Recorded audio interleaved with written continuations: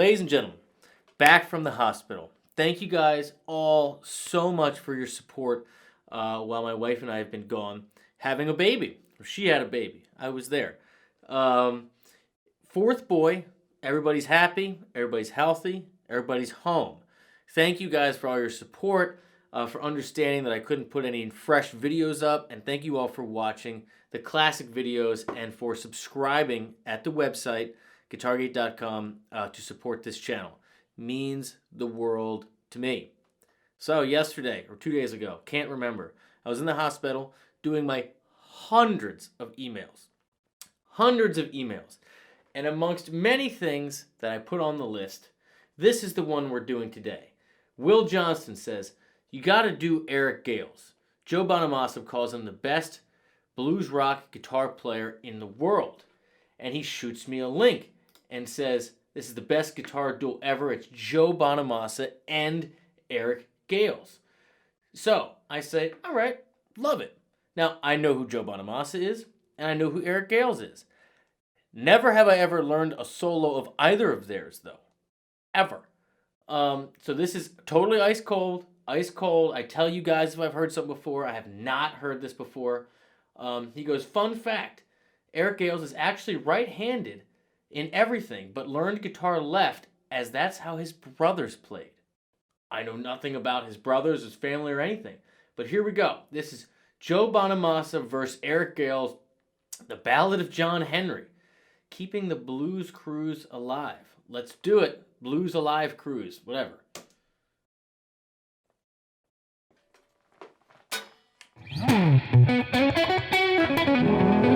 Rusty. E. Fan bid.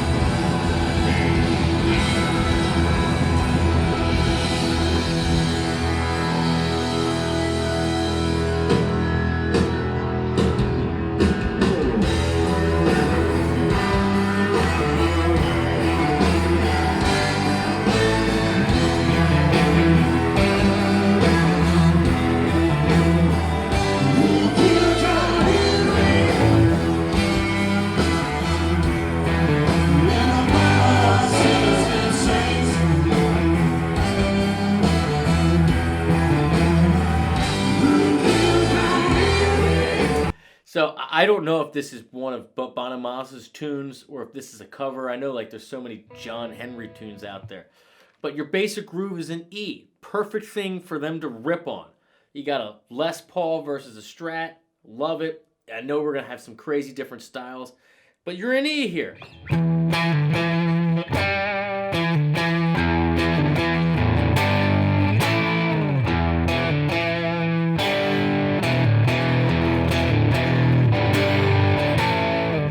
So you got that E to D. So you got, E mixol, E minor, whatever. So it's a root to flat 7. There's your minor third. Right, your G, and then G to A. So flat 3 to 4. That's your main groove. Yeah, it's probably going to be minor.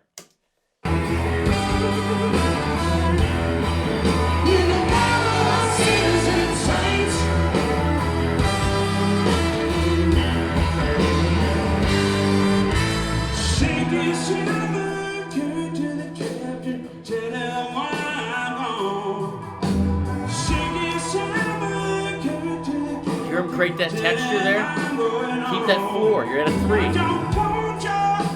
Sit there.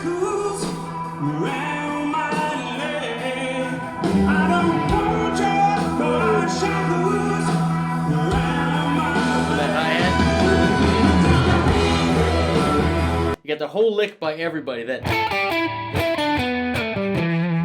something like that.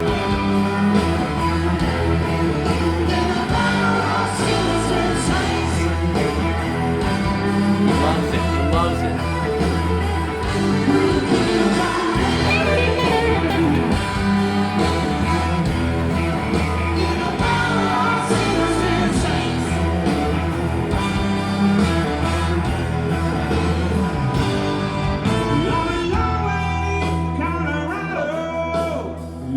Almost like a slide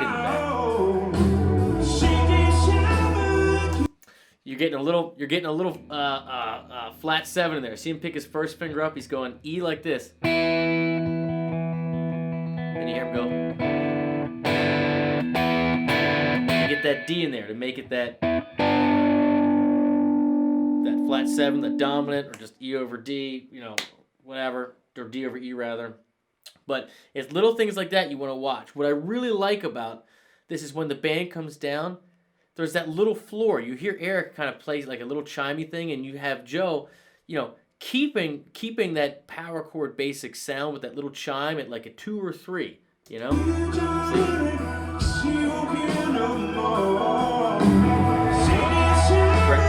Grab the G there. So you hear that.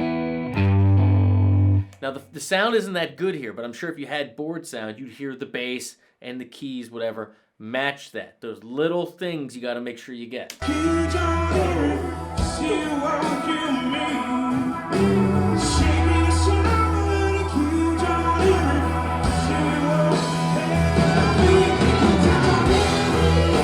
that lick going down?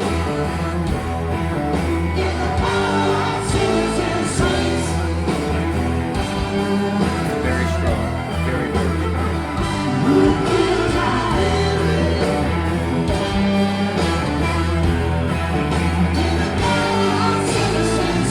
Look at those horn players reading their iPads. Nothing changes. Here's a 5. Up to the flat 6. So you got B. Up to C. Almost like you're doing a minor thing on A, so.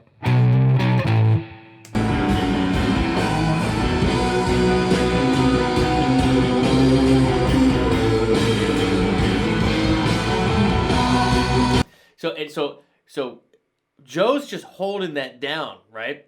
And Eric's going down that you can't hear it that well, but that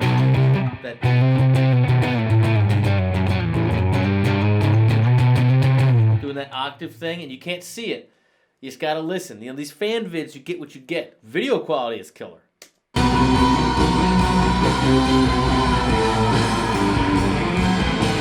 Yeah, you see him, he just goes badass.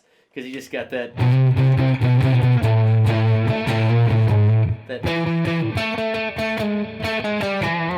watch Joe.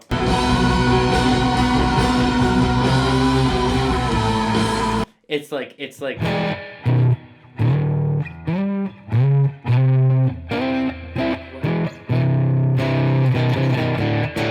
harmonizing like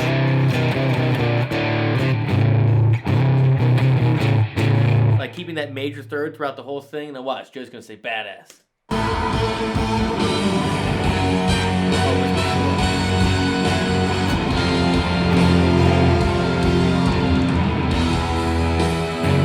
F sharp, F to E. But that little thing he did there, that harmonizing with that major third for each part of it, that was bad. That was badass. All right, here we go. Here we go.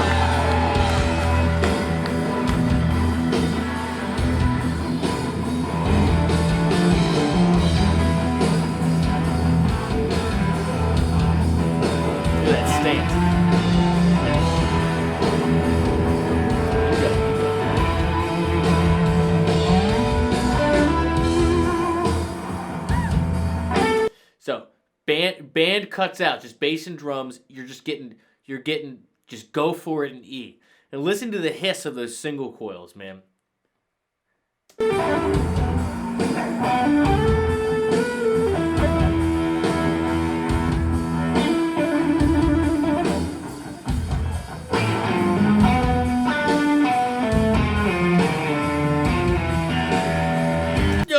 This is some weird diminished stuff there.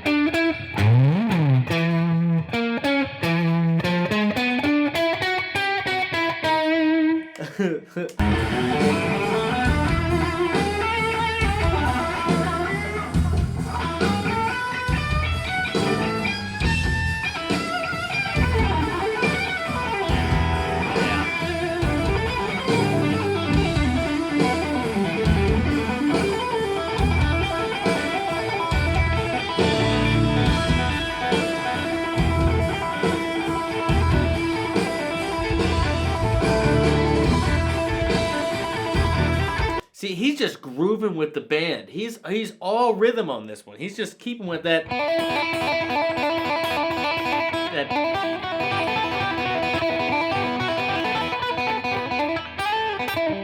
You can tell he's hitting all kinds of stuff in there, but he is just feeling the band right now.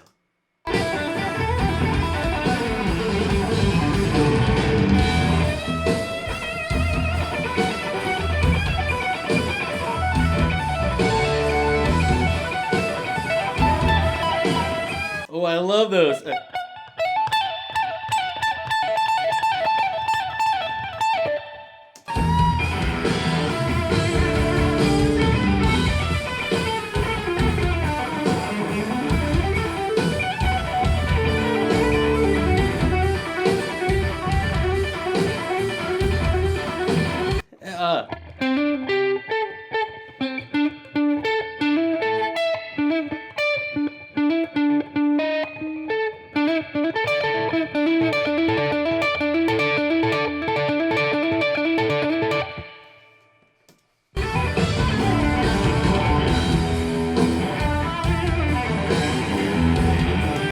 I love how he just lets the string ring out like that.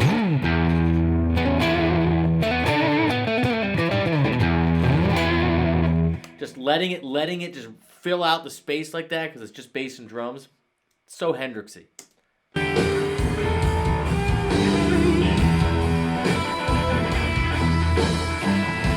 right, come on, Joe.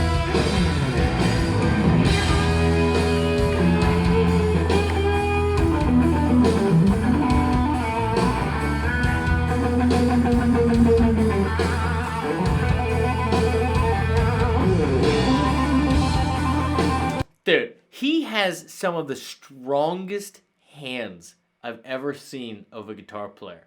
His actual strength in his technique and all that is so on point. You can really hear it with this Les Paul like that. You can watch Eric just like, look at that stank face. Like, he's just freaking eating it up. Just, let's go back for a second. Just all that.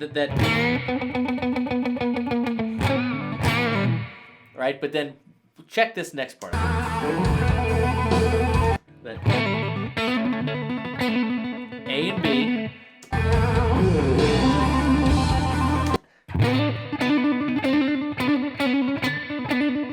You got B and D, so you got the fifth and the flat seven. But that stretch, at least I think that's what it is. That is hard to do with that much power. I mean, that's a lot of power. Or maybe it's C and D, or maybe it started with B and then it went up. Really creates that floaty vibe.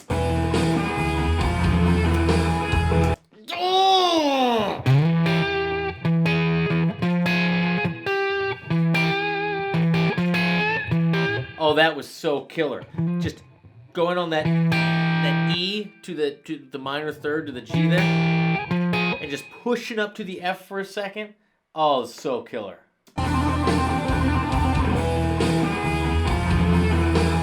You see Eric's face? Look, I gotta watch that again. That no one does that.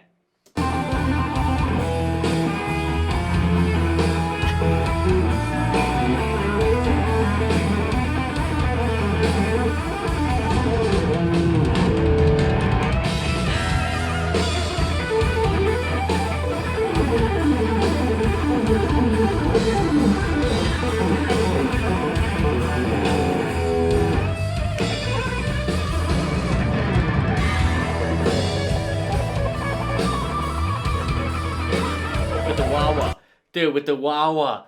Dude, all those are that. But slowly opening the wah, the wah. That's like the best feeling on guitar. That's like when you're just leaning on the wah and you have that. Whatever it is you're picking, whether it's. It doesn't really matter what it is, but you're doing something like that where you're holding it and then just opening the wah like that. That's the best. That's the best. Listen. Hear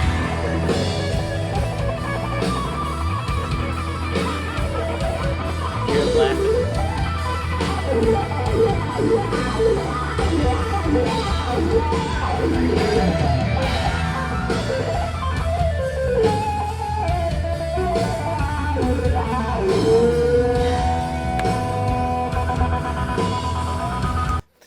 that's hard to do with a Les Paul. To do it, I mean, it's obviously all improvised. But when you have the Les Paul, you don't have the kill switch. You gotta before that, you gotta actually go and turn that volume knob off first. Especially if you've been switching between different sounds live. So watch this. He's going down.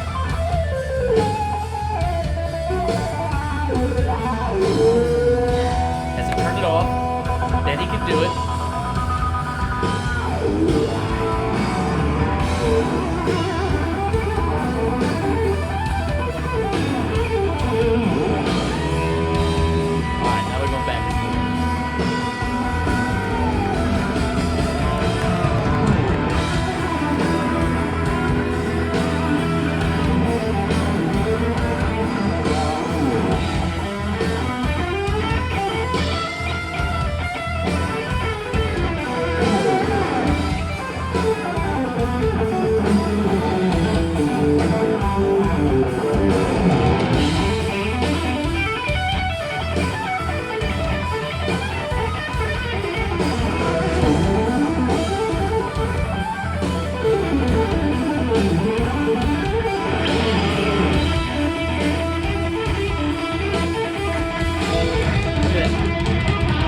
Look at that hybrid picking. Look at that killer hybrid picking. You guys know how I feel about hybrid picking. You know. Once you start, you can't stop. Watch Eric's picking hand.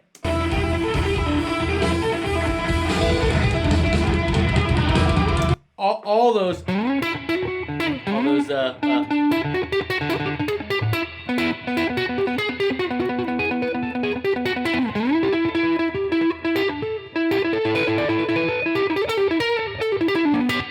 I love that.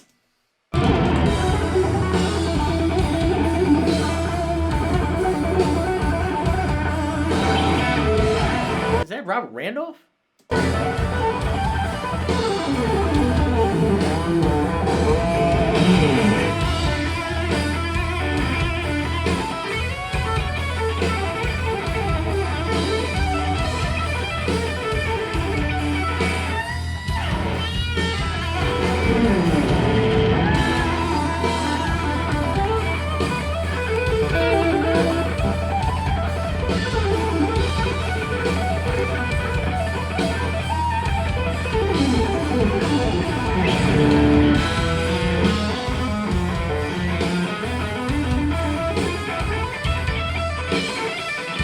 That was just some straight classical stuff right there.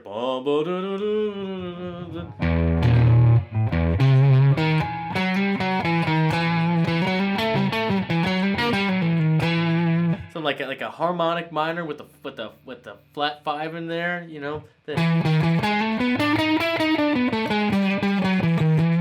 That was, I mean, that was classical.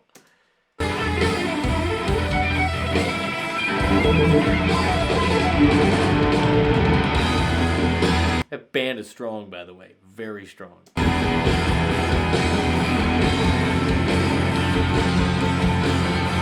power stance. Just one step at a time. One step at a time.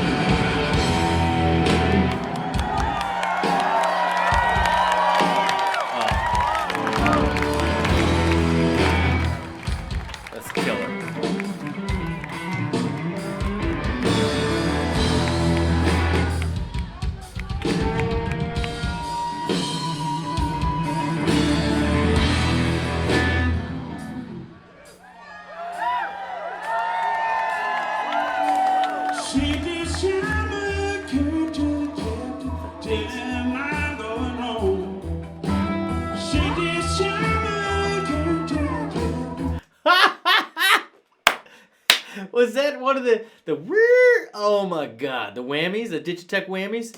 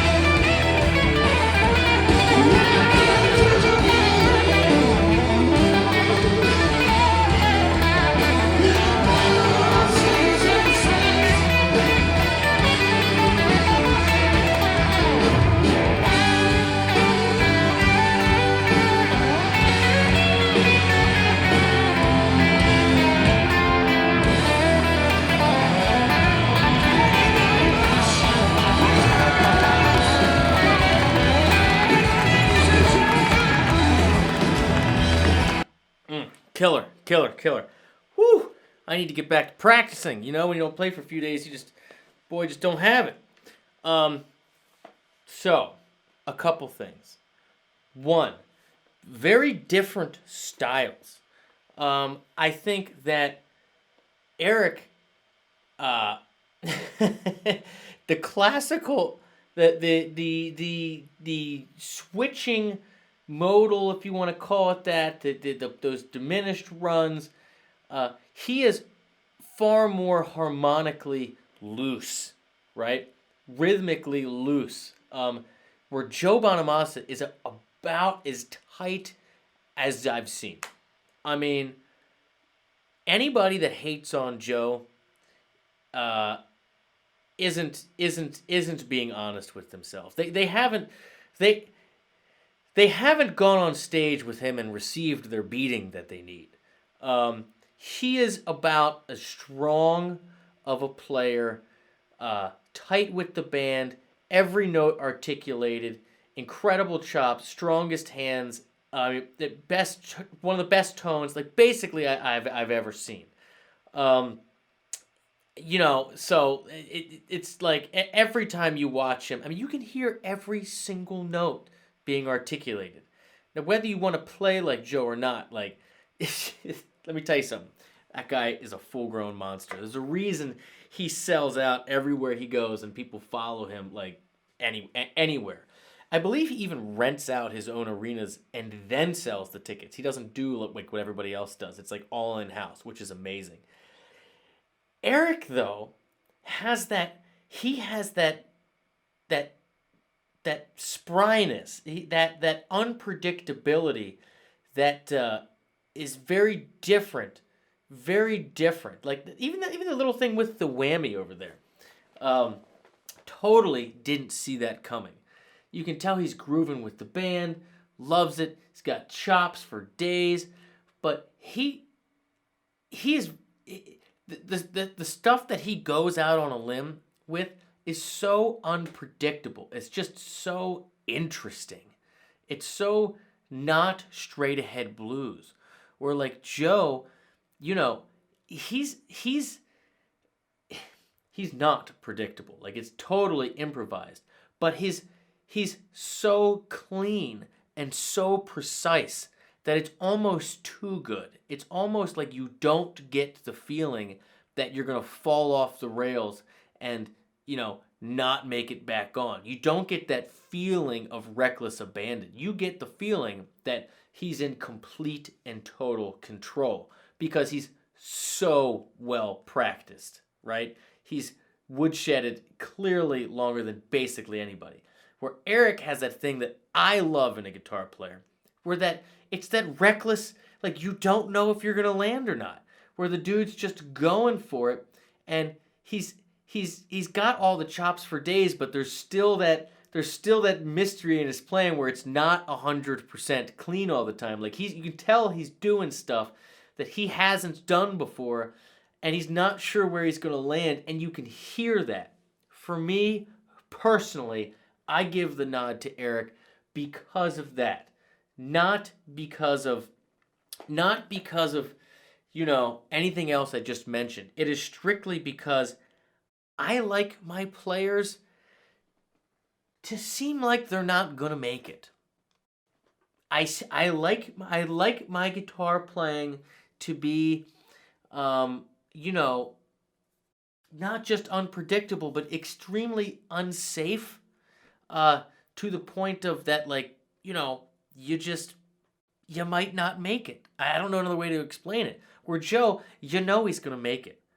He's basically the best in the business for what he does. Like, you can't, like I said, anybody that thinks he's too vanilla or too whatever, I'm sure he'd be happy to administer a beating if you join him on stage. I'm sure he takes great joy.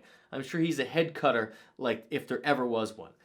But I prefer people who are just not as polished, man. They're just not as polished. I like people who look like and they sound like they just might not get there. That even they don't know what they're going to do. A commitment for going for it. That's me. That's me. Anyway, thank you guys so much for watching this. I really appreciate it, especially support when I've been away. I'm back now. I'm going to shoot for a video a day. I have a long list. I'm going to make it through. I'm going to keep a constant rotation for the stuff for you subscribers on my website. You guys are going to get first dibs. I'm going to do, maybe 2 out of 5 from you guys. And then I'm going to keep a constant balance between you guys. Shoot me messages on YouTube. Leave comments in the description or in the comments with links. Those of you on Instagram, yes, I'm getting to my Instagram messages. And those of you that shot me an email. I have a long list, lots of fun stuff in the tank. I got some stuff you're not going to see coming. I also have a lot of really strong requests. You know who you are. And yeah, glad to be back. Thanks so much. I'll see you guys in the next one. Cheers.